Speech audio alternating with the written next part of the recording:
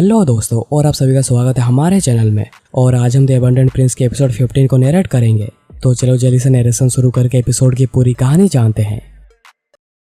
Episode के starting में doctor mu ह्योबोंग को ऐसा टकला देखकर बहुत जोर जोर से हंस रहा था। आखिर तुम्हारे बाल रातों रात कहाँ चले गए?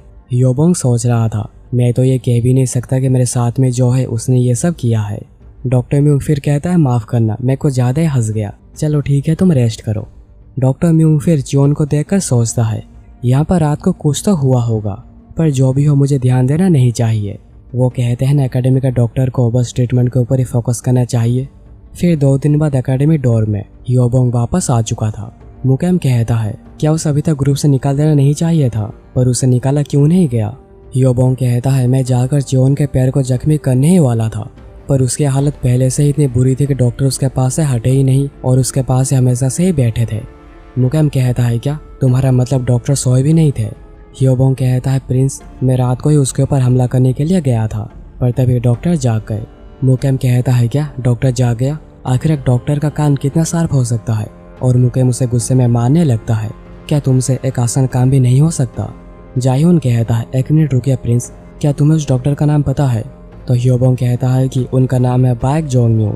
जाह्यून कहता है, बाइक जोंगम्यू, ये कहीं सुना सुना लग रहा है, वो शायद डॉक्टर बाइक के स्टूडेंट होंगे।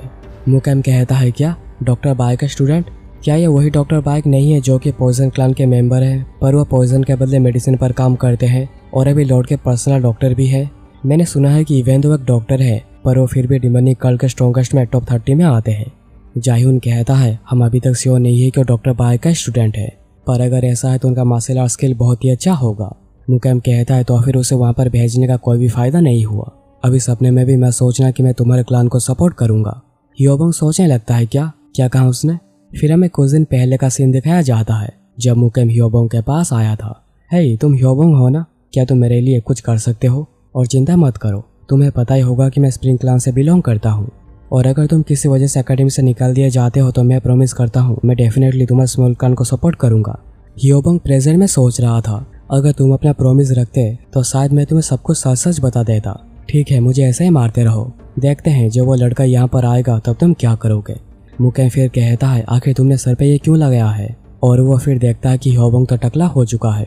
मुकेम कहता है, आखिर तुम ऐसा फालतू के काम क्यों कर रहे हो? क्या तुम्हें लगा अगर तुम अपने सर के बाल काट लोगे तो मैं तुम्हें माफ कर दूंगा? ग्रुप के दूसरे मेंबर्स उन्हें लड़ता हुआ देखकर सोच रहे थे। हमें लगा था कि सब कुछ शांत हो गया है, पर फिर से झगड़ा शुरू हो गया। मुकेम फिर कहता है, मुझे काफी गुस्सा आ रहा है, जाह्यून चलो यहाँ से।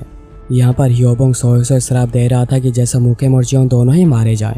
और रही डॉक्टर म्यू की बात, उन्हें मार्शल आर्ट्स का एम भी नहीं आता, उन्होंने बस मेडिसिन ही पढ़ी है। फिर सीन कट होता है 7 दिनों बाद सुबह 6 बजे इन्फर्मरी में।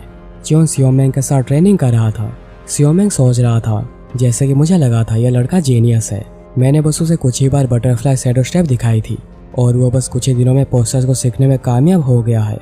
अगर वो ऐसे ट्रेनिंग करता रहता है तो उसे ऑपरेटिंग फॉर्मेशन में और प्रॉब्लम नहीं होगी। यहाँ पर जियोन सोच रहा था, थैंक्स टू नैनो, मैंने टीचर के पोस्टर्स को स्कैन कर लिया था और अभी मैं इसे परफेक्टली कॉपी कर पा रहा हूँ, पर इसे मेरे ऊपर शक हो सकता है, तो मुझे धीरे धीरे परफेक्शन की ओर जाना चाहिए। और अब इसी तरह ही जियोन ट्रेनिंग कर रहा है।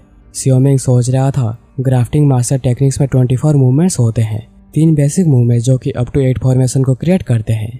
मुझे उसे बेसिक सिखाने में बहुत समय लग गया, तो मैं उसे कनेक्शन सिखा नहीं सकता, पर अगर मेरे पास उसके साथ 2 या 3 महीने होते तो मैं उसे सब कुछ सिखा देता। 1 हफ्ते का समय तो बहुत ही कम है। सियोमेंग फिर जियोन को कहता है, क्या तुमने इसे अच्छे से याद कर लिया है? ठीक है, और ये लो, यह है बटरफ्लाई डांस एंड नेगोंग ऑपरेशन टेक्निक का फॉर्मेशन। तुम्हारा टीचर तुम्हें यह खुद सिखाना चाहता है, पर जबकि आज ही आखिरी दिन है, अगर तुम इसे अच्छे से समझ पाते हो तो इसे मास्टर करना बहुत आसान हो जाएगा। हम दोनों जब दोबारा से मिलेंगे मैं चेक करूंगा तुम कितने सीखे हो, इसलिए आलस बिल्कुल भी मत करना और इसे अच्छे से याद कर लेना। जियोन कहता है, आपका शुक्रिया टीचर, मैं आपको निराश नहीं करूंगा। सियोमेंग फिर जियोन को उसका स्वॉर्ड वाइल्डन्स ब्लेड को दिखाता है, चलो इसे पकड़ के देखो। और जियोन उसके स्वॉर्ड को पकड़ के देखता है कि उसने जितना सोचा था उतना भारी नहीं है। आमतौर पर स्वॉर्ड्स का वजन 2 से 3 जून्स होता है, पर यह मेरे क्लान का प्राइसलेस स्वॉर्ड वाइल्ड डांस है और इसका वेट है बस 1.5 जून और 1 जून का वेट होता है 600 ग्राम। जियोन कहता है, यह बटरफ्लाई डांस की वजह से है ना? सियोमेंग कहता है, तुम तो काफी स्मार्ट हो। और वह स्वॉर्ड को थोड़ा सा स्विंग करता है और पलंग का एक कोना मक्खन की तरह कट जाता है। सियोमेंग फिर कहता है, अगर एक सोर्समैन के पास नैरो रेंज और लाइट कम होती है तब ये और भी इफेक्टिव हो जाता है। इस स्वॉर्ड के शार्पनेस और ड्यूरेबिलिटी की वजह से उसे इनाम दिया गया है। चलो पीछे हटो, मैं तुम्हें दिखाता हूँ जो तुम कब से देखना चाह रहे थे। इसे अच्छे से देखना, ये तुम्हारे टीचर के बटरफ्लाई टेक्निक है। चियोन कहता है नैनो इसे स्कैन करने के लिए तैयार हो जाओ। फिर हमें दिखाया जाता है जब सियोमिंग आखिरी दिन का ट्रेनिंग पूरा करके वापस जा रहा था और उसे लीड गार्डियन माराक्यूम और लेफ्ट गार्डियन लीवा देख रहे थे। लीवा कहता है फाइनली चूहा मतलब राइट गार्डियन जा रहा है। माराक्यूम कहता है तुमने काफ़ी अच्छा किया है ऐसे प्रिटेंड करके कि तुम्हें इसके बारे में कुछ भी नहीं पता। लीवा कहता है आखिर मैं आपके ऑर्डर्स के खिलाफ कैसे जा सकता हूँ। मुझे उस चूहे को बिल से बाहर आते जाते हुए देखना नहीं पड़ा और मुझे लगता है कि मुझे यहाँ के गार्ड्स को कहीं और भेजना पड़ेगा। उन्होंने यहाँ पर काफ़ी रेस्ट कर ली है, चलो मैं भी जा रहा हूँ। लीवा कहता है पर आखिर मैं समझ नहीं पा रहा हूँ कि आखिर आप 7th प्रिंस को लेकर चिंता क्यों कर रहे हैं।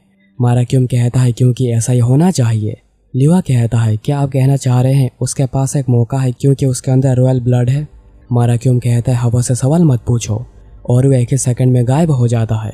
लीवा कहता है जैसे कि मैंने सोचा था विंड किंग को एक ही सेकंड में कहाँ चले जाते हैं किसी को भी पता नहीं चलता। अगर वो कहीं भागने चाहते हैं तो उन्हें कोई पकड़ नहीं सकता। एनीवेज क्या 10 दिन में कोई भी फर्क पड़ा होगा। यहाँ पर डॉक्टर म्यूंग चियोन को सोता हुआ देखकर सोच रहा था ये बड़ा अजीब है।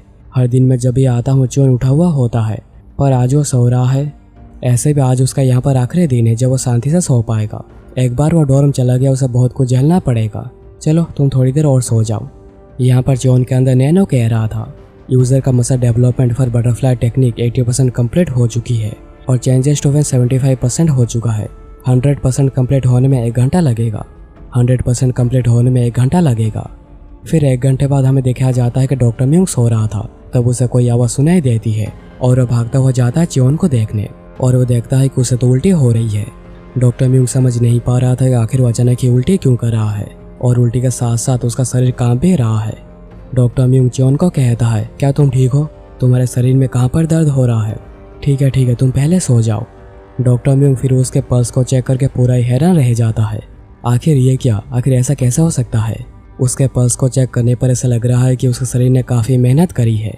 नैनो फिर चियोन को कहता है कि आपका शरीर अभी स्टेबलाइज हो चुका है और डॉक्टर म्यूंग ने तो अभी अपना शरीर पकड़ लिया था। अब ये कैसा हो गया, आखिर अचानक से इतना स्टेबल कैसे हो गया। मैंने मेरे टीचर से कभी ऐसे किसी केस के बारे में सुना ही नहीं। चलो जो भी हो उसे भी थोड़ा सोने देना चाहिए। और फिर डॉक्टर म्यूंग के जाने के बाद चियोन उठ जाता है और अपने हाथों के स्ट्रेंथ को चेक करने लगता है। मेरे हाथों में जो भी पावर है ये 6 घंटे पहले से बिल्कुल ही अलग है। लगता है कि मुझे पता है आखिर टीचर ने कितनी ट्रेनिंग करी होगी। अगर उन्हें किसी तरह पता चला कि मैंने ये सारी बस 6 घंटों में हासिल करी है तो शायद वो भी डर जाएंगे और ये एपिसोड यहीं ख़त्म हो जाती है। तो दोस्तों ये था आज का एपिसोड। कमेंट करके बताओ कि तुम्हें मेरा नरेशन और ये एपिसोड कैसा लगा। अगर तुम्हें मेरे एफर्ट्स पसंद आए तो वीडियो को लाइक कर देना और अगर ऐसे एपिसोड्स को मिस करना नहीं चाहते ताकि चैनल को सब्सक्राइब करके बेल आइकन कॉल पे सेट कर देना ताकि नोटिफिकेशन तुम्हारे फ़ोन में दस्तक दे पाए। तो चलो मिलते हैं अगले एपिसोड में, तब तक के लिए बाय।